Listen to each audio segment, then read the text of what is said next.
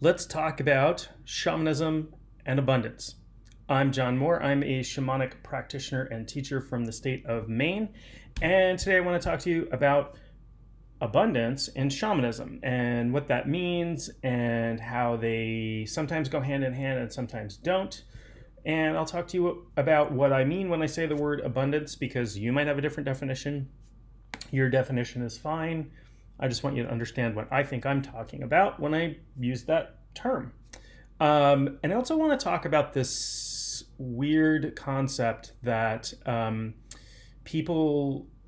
lot of people have, that one is not supposed to exchange money or other things for spiritual services, spiritual teaching, all of these things. Gosh, I'd like to put that to rest. What a silly idea. And I'll talk about that. I realize you might hold that idea. I'm not trying to call you silly. I think it's a silly idea. I'll explain why. I have silly ideas, I'm sure, but, so it's just when you get better information and better ways of thinking about it, sometimes that falls by the wayside. So let's talk about abundance and what I mean by abundance. Abundance just means plenty. It means you have enough, you have plenty, maybe you have more than enough. And that can be, and very frequently we think of money when we hear the word abundance, and that can be one thing. But you can also have an abundance of love, an abundance of friends, an abundance of health. So there are many different areas where you can be abundant. You can have abundance within a relationship, meaning that the relationship is great and everybody in the relationship is getting what they need from the relationship. You can have an abundance of relationships, meaning you have lots of different satisfying relationships in your life. And so from that perspective, let's expand our idea about what abundance means. If you're just thinking about financial wealth, that's a very small slice of it. But I am going to talk about financial stuff. I promise, as part of this video, because it's important to understand as well. So where does shamanism fit in with that, right?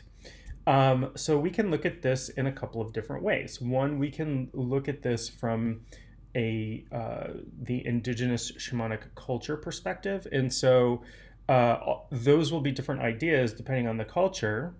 But there are some things that are true that we can look at, and that is in shamanic cultures, normally the shaman is a revered individual.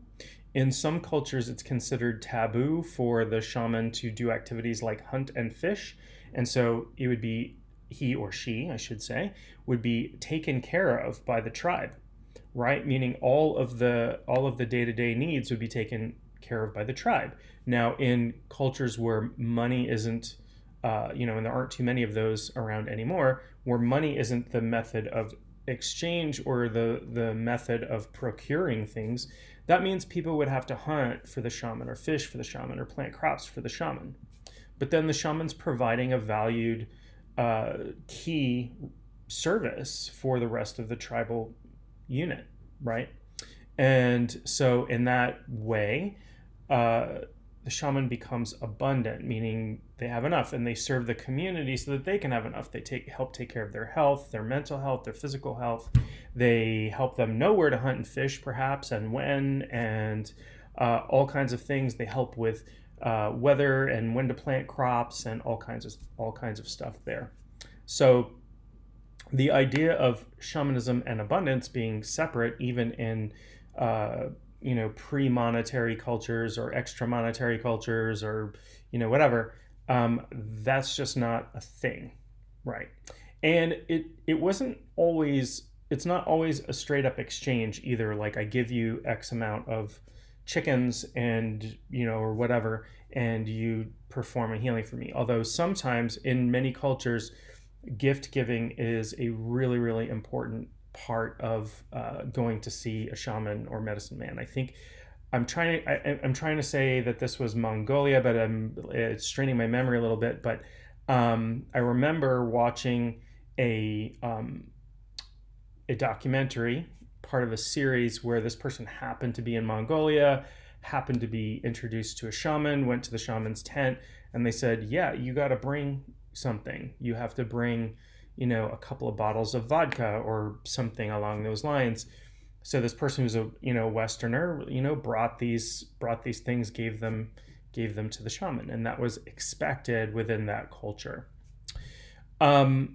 So yeah, I mean, in many ways, shamanism and abundance do go hand in hand, right? So things like, helping to grow crops, predicting the weather for sailing and fishing, and knowing where to hunt animals, all of those things were providing an abundance for the tribal unit that they were a part of, and those things can fall upon shamans in those cultures. But also healing, right?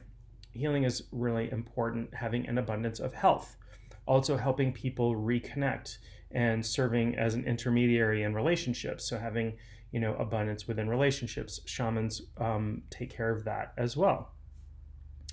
And again, it's different from culture to culture, but just speaking in really generic terms, and the research and learning that I've done about indigenous shamanic cultures, this is a concept that's not foreign. There is this sort of new age Western idea that comes down from somewhere, and I'll dive into this a little bit, that spirituality and money paths shall not cross, meaning shamanic healing should be free, and taking classes in shamanism should be free, or whatever else, whatever other spiritual modality you're interested in should be free, and nobody should be charging for those things. That's a nice concept, but incredibly unrealistic, and bears no resemblance to any spiritual principle that I know. In fact, the principle of exchange in spirituality, which I'll probably do a whole other video on at some point, is incredibly important. If you just go to a healer, for example, and take and give them nothing back, they will burn out in no time flat. It's also my experience, as in my professional life as a practitioner, when people come to me and I have offered services for free once in a while to somebody who claims to not have the finances to pay for services, and we have a conversation about that back and forth. A lot of the times those are people who don't show up to appointments, or don't do the integration work that they have to do to bring the healing forward from the work that we've done together. So there's something about the taking the work seriously. On a very realistic level, I live in a house. I can't pay a mortgage with good intentions, or just my spirit. So I have to do things to earn a living. And when I provide somebody 2 hours of my time, and instead of spending 2 hours with my family, or 2 hours doing something else where I could be earning money to pay for my home or whatever, I would not be able to do that very much. I would not be able to help very many people. I would burn out really quickly from having nothing coming back but gratitude. Now, that being said, it's very rewarding. It is incredibly rewarding for me to do shamanic work and to teach people. I love doing that work. I love it. But just because you love something doesn't mean that you shouldn't be compensated for it. So there's this idea that spiritual workers should be poor.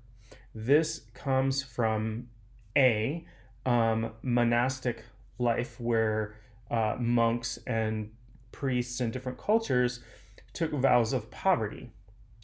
The two issues with that, though, one is monks are taken care of. They live in a monastery. The monastery makes money and takes care, somehow, either through donations or selling things or whatever. And they take care of the monks. The monks' every needs are met. Their needs for clothing, for food, for shelter, right? The Maslow's hierarchy. These monks are not living out in the woods eating berries. In almost any culture, that's not true. And so the other thing is that shamans are not monks. We're not renunciates. And this is nothing to take away from anybody who lives that monastic life or is renunciate. But I haven't, as part of my spiritual, spiritual learning and spiritual initiation, I've not taken vows of poverty. I've not renounced the world. I've not taken vows of celibacy. I'm sorry to shatter your illusions about me. I have children, so none of those things. I'm not a monk, and I don't live that. I don't live that way. That's not part of my spirituality, and so applying that model doesn't make any sense. So the other kind of way this idea comes in is that there are people who just don't want to pay for things, and very frequently I see them. I bump into that either online in comments or whatever. People contact me. The laptop I'm recording this on costs money. The internet service that I use costs money. Money is the way that we exchange things in the society that I live in. I wouldn't be able to do any of this stuff. My app costs money. My developer account on the Apple Store that allows me to give away my app for free, which by the way, you can get on my website, totally free, no advertising, lots of free information there. That is a way that I give back. And I pay for that. I pay for the, to have my app on the App Store for free, for people to download for free and use and get access to these videos and my podcasts and articles and drum tracks and all kinds of stuff. I spent a whole lot of time and my own money developing this app because I love to talk about shamanism. I love to spread knowledge about shamanism, even if people don't decide that shamanism is the right path for them. At least they'll have some knowledge. So I do give a lot of things away, but if not for being able to earn somewhat of a living from doing this, I wouldn't be able to do it, and I wouldn't be able to serve very many people, right?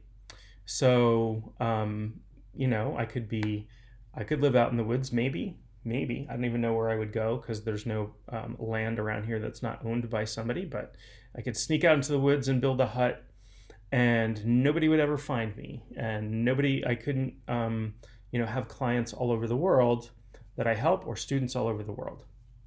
The other thing is that I have invested years of my time and many, many, many thousands of my own dollars in learning shamanism. I spent somewhere in the range of 6 to 7 years of study, going through initiatory training and an apprenticeship and teacher training and all kinds of specialized training to get to the point where I am.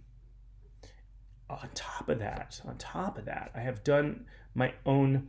I do my own work, as do almost every other practitioner out there. Constantly doing my own work, so stuff that is behind the scenes. So I have a lot invested in this, and if I couldn't, not to say that I would regret that or that I even did it so that I could, make a little bit of money.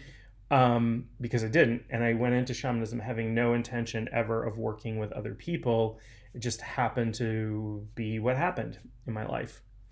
So there's these, again, there's the idea that, vow of poverty, that's not what shamans do. There's also this idea that money is unspiritual or unclean. So the historic reason for that is that money was sort of, at least in the Western world, money was, and actually in China and places like that, the use of money for exchange was enforced by violence. And, we'll just take the Romans. The Romans, would go into, from Rome, they would march their armies, take them across on boats to the British Isles, and set up colonies there and all this stuff. And it would have been impossible for them to do that if they had to bring all of their supplies with them, meaning how many wheels of cheese and fishes can you haul across on your boats with all of your troops for how long, right? So they had to force the local population to exchange coins for goods. And so they had to set up currency, because you could carry a bag of coins. So money in that way becomes a symbol of exchange. It becomes a symbol of energy, right? And that adoption of it, we could argue whether or not that was it's not a very nice thing to do, to go in with an army and take over and force people, force a specific religion on people, force a way of doing business on people. It's not great, but it happened. It happened thousands of years ago. And ever since then, we have had cultures that are built on the exchange of money. It's in commerce, and that's really, really important to how things work today. Would it be great if it were otherwise? Would it be great if everybody's needs were just taken care of? If I say yes, people are going to accuse me of being a communist, but I think about the world of Star Trek, where nobody ever seems to be wanting for anything like medical care or food or shelter. So I'm not going to argue a political ideology. I'm just saying this is kind of the history of money and why people kind of think it's unclean a little bit, right? And that comes from a very Western sort of religious perspective. And, so in that way, I understand that. But money, like power, because money is a form of power, it is the capacity to do something, right, with money. If I have a dollar, well, maybe not even a dollar, let's say I have $10 in my wallet, I could go buy my kids a couple of candy bars. That's power. It's ability. It gives me the ability to do something. In that way, it is neutral. Money is neutral. Money and exchange are neutral, like power. So, I have, I have this lighter here, right? This is a tool. This lighter has power because it has the ability to spark a flame. I can use that flame to light a candle, or I can use that flame to burn down my neighbor's house. Not something I would ever do. But is that lighter evil? Is it bad? And the answer to that is no, it's neutral. It's in the use that makes a thing, it's in the application that makes something like that and something like money good or evil. I can take money today and I can go feed people who are hungry. Or I can take money and, buy a gun and rob a bank. So again, it's power to do with, and in that way it's neutral. It's not in itself evil. And people will misquote and say money is the root of all evil. I even sang a song that money is the root of all evil in a high school musical I was in. But Lil Abner, if you want to know, I had to think back a little bit to get those synapses firing. Lil Abner, there's a song, money is the root of all evil. That's not it. That's not the phrase. The phrase is the love of money is the root of all evil. And what they mean by the love of money is the addiction to money, the addiction, the drive for money at the expense of all else. And that's not what shamanism is about either. So shamanism provides tools for becoming abundant, but shamanism is not about losing our relationship to ourself, to others, to nature. It is about establishing, reestablishing, reinforcing those relationships and living in right relationship. And part of abundance work that is a good idea for shamanic people to do is to understand and live in right relationship. And that's a very large topic for another video. So there's nothing to say that shamanic practice cannot provide abundance for people, even if that means, I ask for money in exchange for a healing session, or I ask for money in exchange for teaching. There's nothing that says I can't do that, but there's also this sort of underlying support where I might work with somebody whose goal is to find a new career or something along those lines, and provide shamanic work for them to help their abundance along. I've done it with relationships. I've done it with work and other things, other areas where people wanted to be abundant, which included, producing art, for example. Many ways you can be abundant. Money's not the only one. Money is not necessarily evil in and of itself. The love of money is what leads us astray. And it's perfectly fine for spiritual people to get paid for spiritual services, because that's how we live in ordinary reality in most cultures in the world. With that, I hope that's been helpful. Don't forget to subscribe to my channel. Link to my website's on the bottom, which has links to all my social media, where to download my app for free, where to listen to my podcasts, et cetera, et cetera, et cetera. And that's it for now. Stay happy and healthy, and I'll talk to you soon.